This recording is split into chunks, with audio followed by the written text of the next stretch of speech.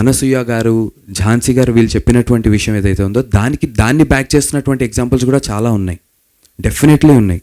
ఎక్కువ examples definitely probabilities ఇటుపక్క ఎక్కువ ఉంటాయి ఉమెన్ చెప్తున్న దాని పట్ల. Definitely I agree and I stand by the women.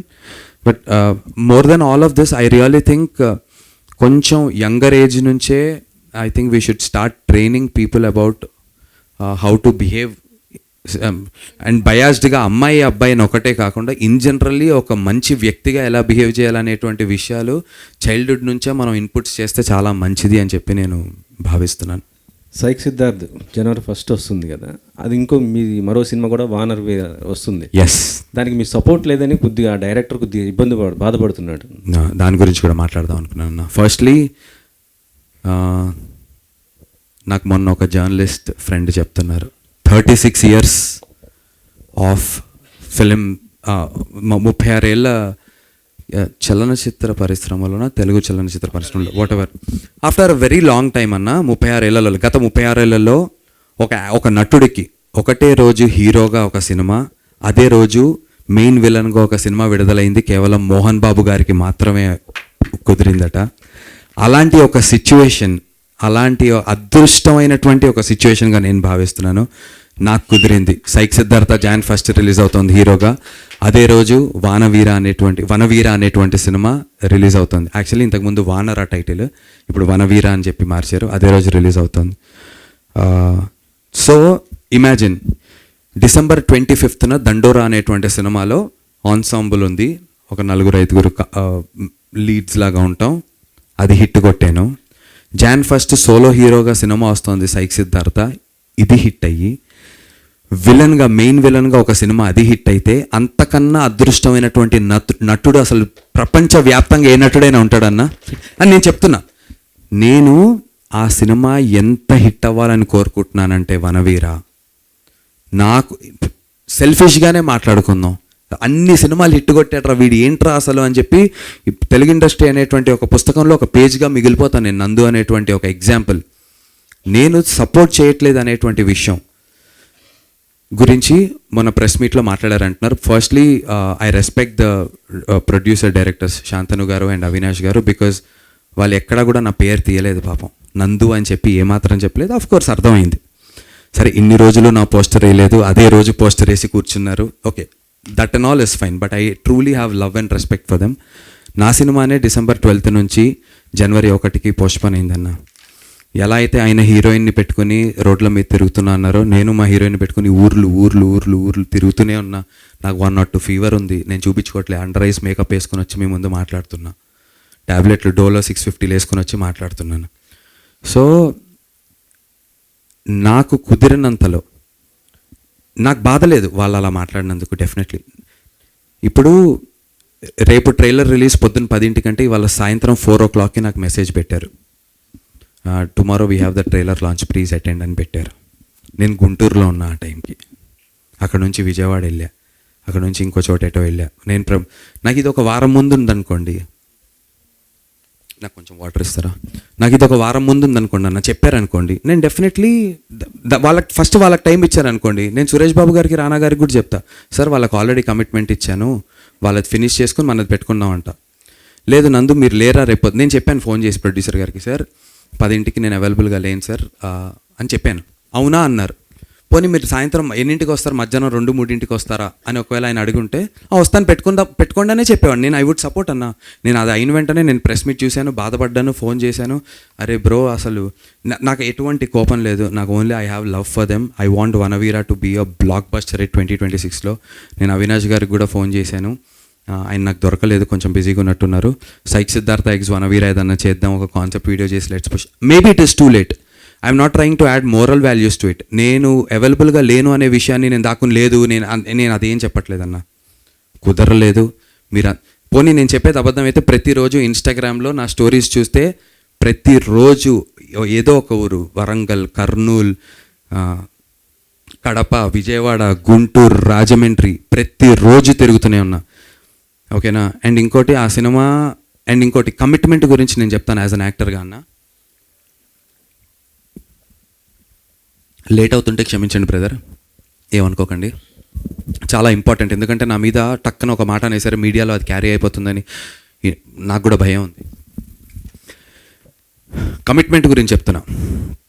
ఆ పలానా సినిమా ఒకరోజు రాత్రి నాతో షూటింగ్ చేస్తున్నప్పుడు 9 వరకు నాకు షూట్ అని చెప్పారు.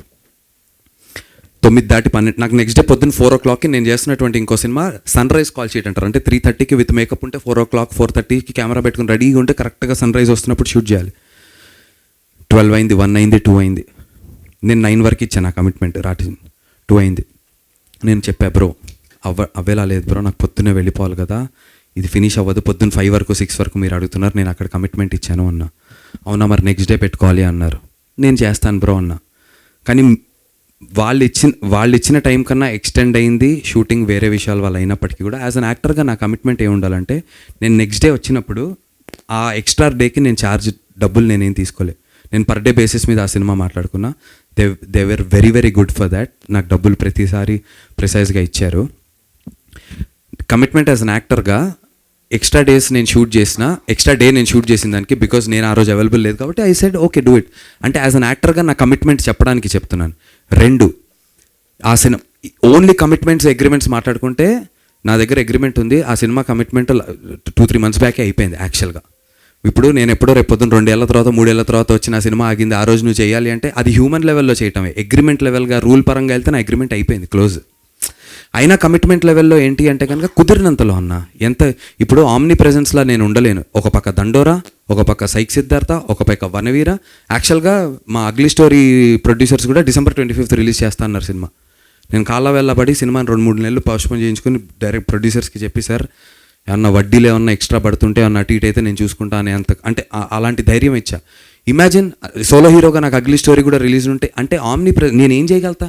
ఇదే టైంకి ప్రసాద్ ల్యాబ్లో ఇంకో ప్రెస్ మీట్ వాళ్ళు పెట్టుకున్నారు అనుకోండి, నేను ఇక్కడ ఉండాలా అక్కడ ఉండాలా, అక్కడికి వెళ్తే ఇక్కడ కమిట్మెంట్ లేదంటారు, ఇక్కడికి వెళ్తే అక్కడ కమిట్మెంట్ లేదంటారు. So what I'm saying is, నేను ఆల్రెడీ నా సినిమా పోస్ట్పోన్ అయిపోయి నా దీంట్లో నేను ఉన్నాను.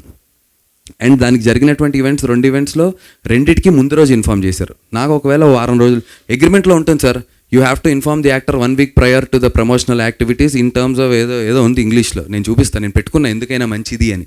Not to go against anyone sir, because I really root for Avinash గారు. Very very passionate director and చాలా బాగా తీశాడు. అండ్ విలన్గా ఆ సినిమాలో నన్ను చూపించినటువంటి విధానం you will be shocked. Most స్టైలిష్గా చూపించారు అవినాష్ గారు నన్ను. So I root for Vanaveera. నాకు సైక్ సిద్ధార్థతో పాటు అది హిట్ అవ్వాలి. చరిత్ర పేజీల్లో హీరోగా విలన్గా 2 ఒకటే రోజు హిట్ కొట్టినటువంటి నటుడిగా నందు నిలిచిపోవాలని చెప్పి కోరుకుంటున్నాను సార్. మీ కళ్ళలో నీళ్ళు వస్తున్నాయండి సార్. కళ్ళల్లో నీళ్ళు అంటే ఇప్పుడు అది ఎందుకంటే సార్ నాకు బాధ వేరే విషయంలో లేదు సార్. ఒక్క మాట మాత్రం నన్ను చాలా ఇలా బాధ ఒక్కటి ఆ రోజు నిద్రపోలేదు. అంటే ఫస్ట్ ఆఫ్ ఆల్ బాగా జ్వరంగా ఉంది నాకు. మా ప్రవీణ్ సార్ ఉండి, నందు నీ గురించి ఇట్లా డిస్కషన్ జరుగుతుంది తెలుసా అని చెప్పి సార్ పొద్దున్న ఫోన్ చేసి, నాకు ఫుల్ హై ఫీవర్లో ఉన్నా. చూస్తే వీడియోలో వస్తున్నాయి, నేను మంచివాడిని అని చెప్పుకుంటూ తిరుగుతున్నటువంటి ఒక నటుడు మా కమిట్మెంట్ ఇవ్వకుండా అనుకుంటా అనేసరికి ప్రొఫెషనల్ మంచివాడుకి నా మనస్తత్వానికి నా వ్యక్తిత్వానికి నా కమిట్మెంట్ మీరు చెప్పండి అన్న, మీరు చెప్పండి. నా ఇన్స్టాలో అన్నీ మీరు నా December 12 వరకు ఎంత తిరిగానో తెలుసు. 18 రోజులు పోస్ట్పోన్ అయింది. ఎంత తిరుగుతున్నానో తెలుసు. ఉండాలి నేను అక్కడ కూడా. నాకు 2 రోజుల ముందు నాకు ఇన్ఫామ్ చేయండి, నేను మీకు మెసేజ్ కూడా చూపిస్తాను. 3:41 PM మధ్యాహ్నం నాకు వచ్చింది, రేపు పొద్దున్న 10:30కి రామానాయుడు స్టూడియోస్లో ప్రెస్ మీట్ అని. ఆల్రెడీ నేను గుంటూరులో ఉన్నా.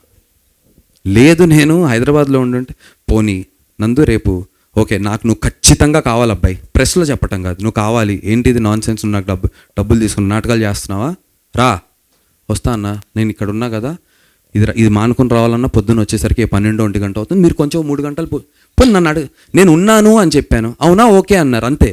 నేనేమనుకుంటా, సరే ఓకే అన్నారు కదా అనుకుంటా. కట్టు పొద్దున్న లేస్తే మళ్ళీ మీరు నమ్మరు, చాలా బాగున్నావు, శాంతను గారితో నేను మాట్లాడా, అయ్యో అన్న అంటున్నారు, మాట్లాడుకుంటున్నాను, అంతా ఏం లేదు.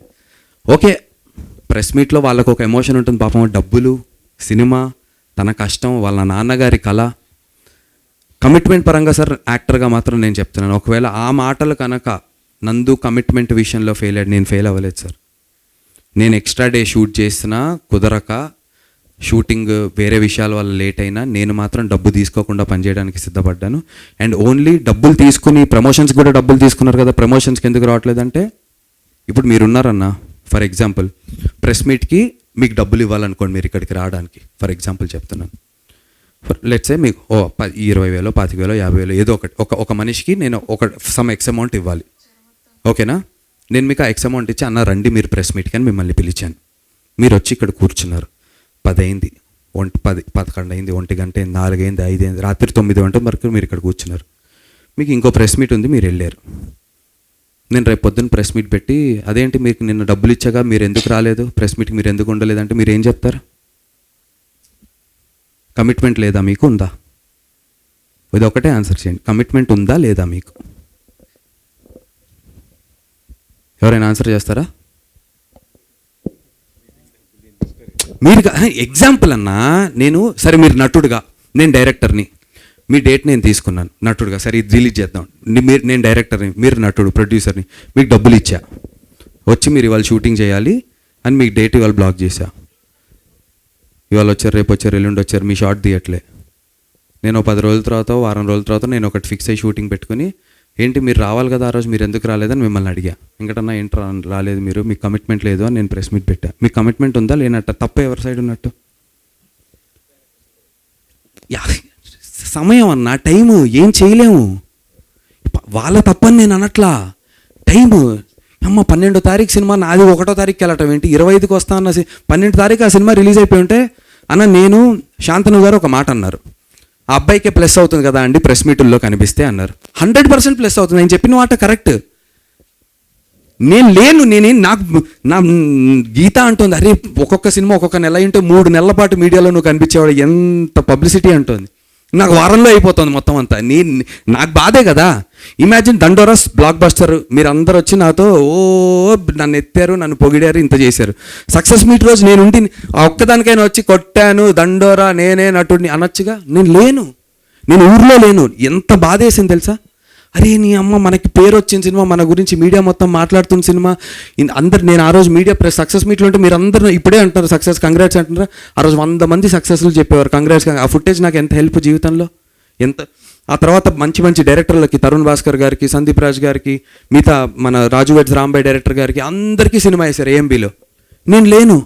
వాళ్ళందరి దగ్గరికి వెళ్ళి సినిమా చూసిన వెంటనే చూసి అన్న నెక్స్ట్ సినిమాలో ఒక అవకాశం ఉంటే చెప్పండి అంటే నా కెరీర్కి ఎంత హెల్ప్ అవుతుంది.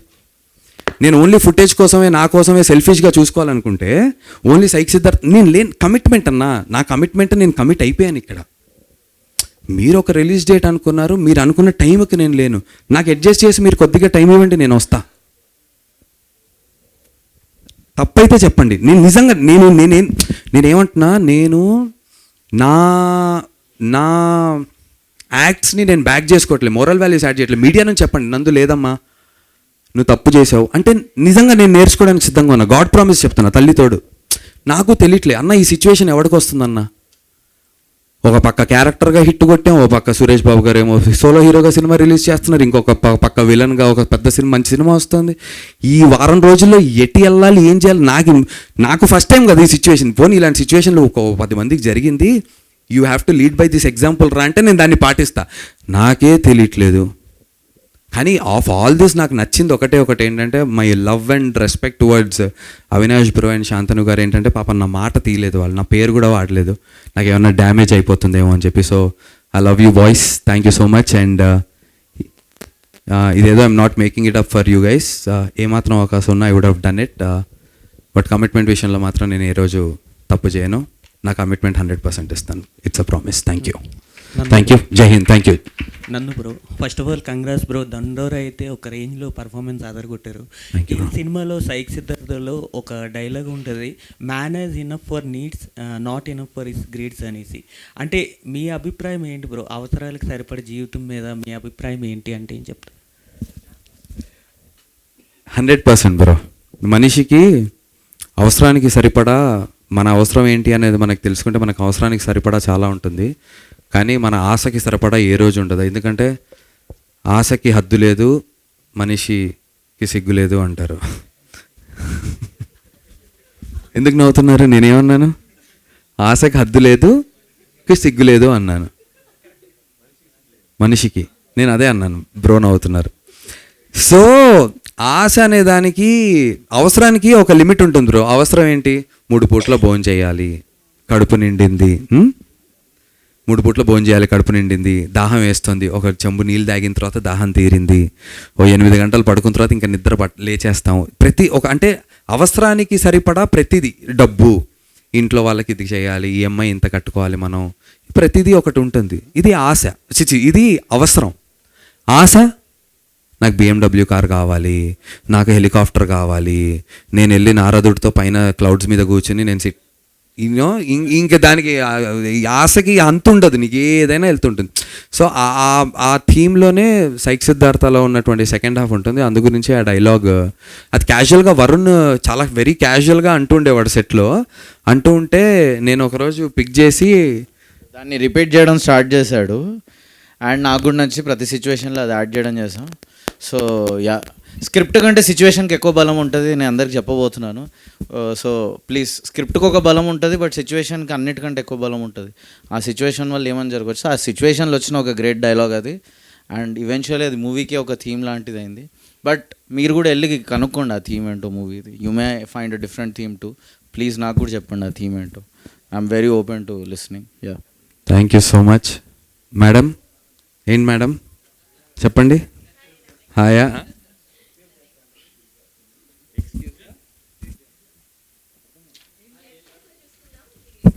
okay. But yeah, one last time before we close this. Be the person who still tries after failing.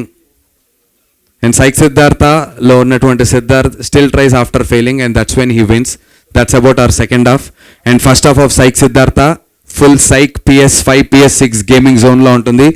అన్న ఒకటైతే చెప్తున్నాను, తెలుగు సినిమా కొత్తదనాన్ని ట్రై చెయ్యాలి, కొత్తది వస్తే మేము కదా ఎంకరేజ్ చేస్తాము, ఎందుకు టెంప్లెట్ సినిమాలు తీస్తున్నారు, కొత్తగా చేయండి, మేము ఎంకరేజ్ చేస్తాం, అబ్బా సెన్సిబుల్గా చేసి కొత్తగా చేస్తే అంటున్నటువంటి ప్రతి వ్యక్తికి నా విజ్ఞప్తి, సినిమాకి రండి, చూడండి.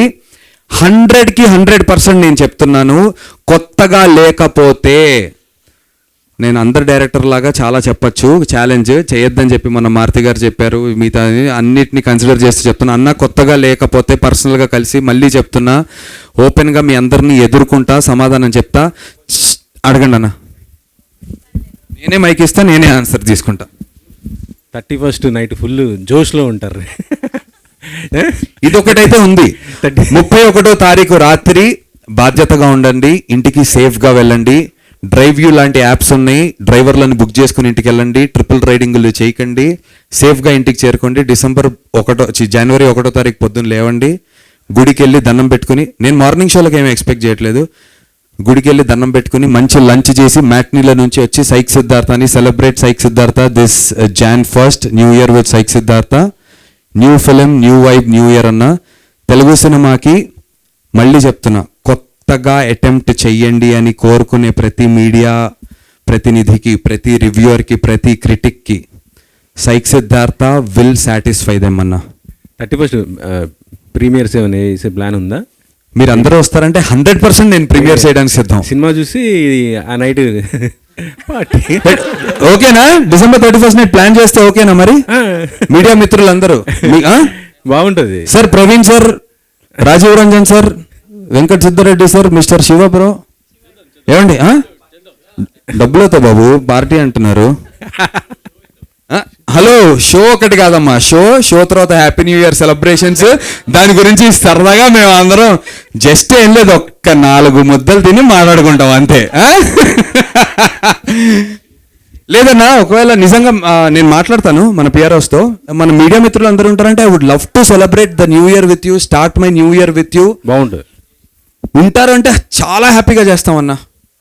మేము ప్రీ రిలీజ్ ఈవెంట్ కూడా అనుకుంటున్నాం, కానీ అదే 31st ఉండరు అనుకుంటున్నాం. But now that you said, ఇప్పుడే నేను ఇమీడియట్లీ మీటింగ్ పెట్టుకుంటాను, ప్రీమియర్ చేసేస్తాం సినిమా, ఆ తర్వాత మంచి ఒక డిన్నర్ పెట్టుకుందాం, సరదాగా new year, happy new year చెప్పుకుందాం. నెక్స్ట్ డే చెప్తున్నా కదన్నా, చాలా కొత్త సినిమా అన్న, కొత్త అంటే కొత్త, వరుణ్ ఇంకా అంతే, మీరు అయిన తర్వాత మాట్లాడదాం అంతే పక్కా. Thank you so much everyone, I love you. ఇంతసేపు వెయిట్ చేసినందుకు thank you so much. Thank you guys. మీ అందరికీ advance happy new year. Kick స్టార్ట్తో స్టార్ట్ చేద్దాం 2026. Thank you so much. ఏది kick start? Bike. Okay, thank you.